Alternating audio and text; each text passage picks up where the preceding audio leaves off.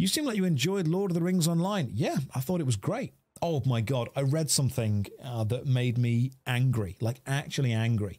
And it was said by an Amazon executive, so obviously it made me angry. There are some people out there who are clearly not video game fans. They have the money and the power to make them. They're producers, they own the companies, but they clearly don't get how games work.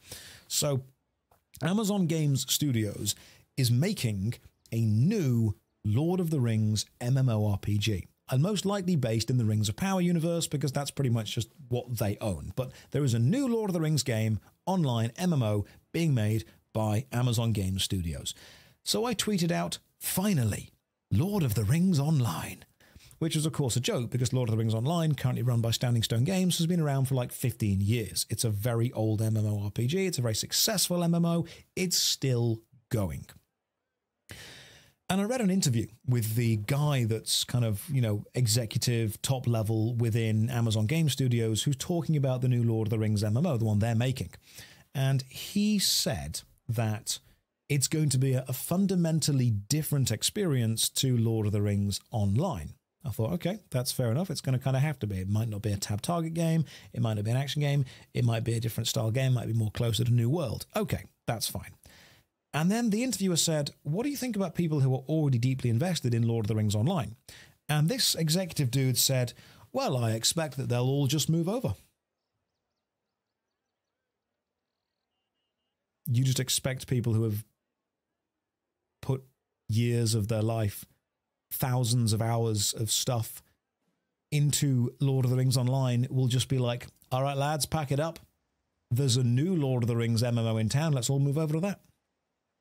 No, because people don't always play the game for the gameplay. Sometimes they play it for the community, the sunk cost fallacy, the general ambience, the graphics. There's a lot of stuff that keeps people playing, but you can't just expect to make a new game and have your entire community move over, because historically, that's not gone great. Remember when old school RuneScape became RuneScape 3 and everyone moved over, except they didn't. Everyone played the old version still.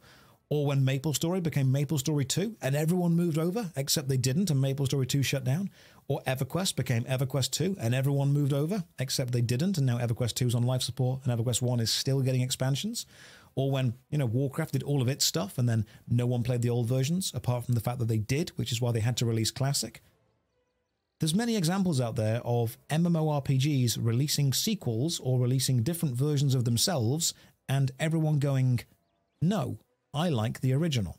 And that's totally okay.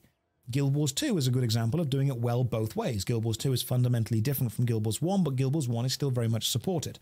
What irritated me about this executive's attitude was he didn't say, we are going to keep supporting Lord of the Rings Online.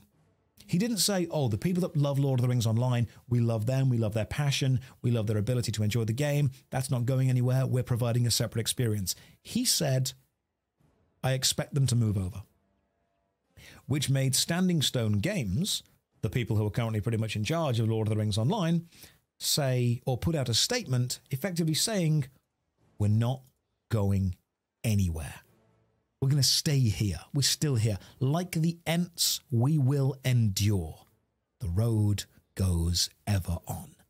And I thought, you know what, Standing Stone Games, I might disagree with some of your monetization policies, but I agree with the fact that you're standing by the players. Well done. I get that.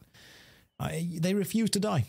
I might not always agree with how you're charging people, but the fact that you've made sure to say to people, hey, we ain't going anywhere, I like that.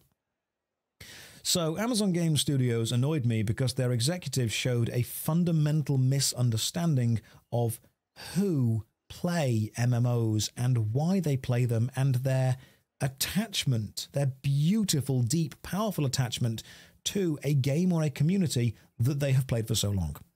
It irritated me very, very much. Hey, there's a newer RuneScape. Why aren't you playing it, loser? That's what they thought about it. Oh my God, you're playing Warcraft Classic? Why are you playing a classic game, loser?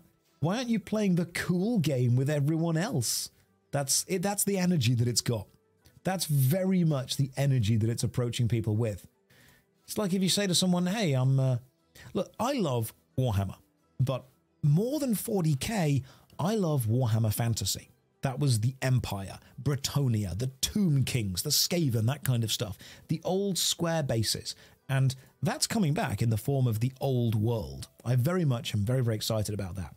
But when the old world, well, when Warhammer Fantasy Battles became Age of Sigmar, and the entirety of, like, you know, Games Workshop went, oh, don't worry, all of the Warhammer Fantasy people, they'll just play Age of Sigmar. No, we didn't. That kind of sucked. Instead, we just carried on playing Warhammer Fantasy Battles using books that already existed.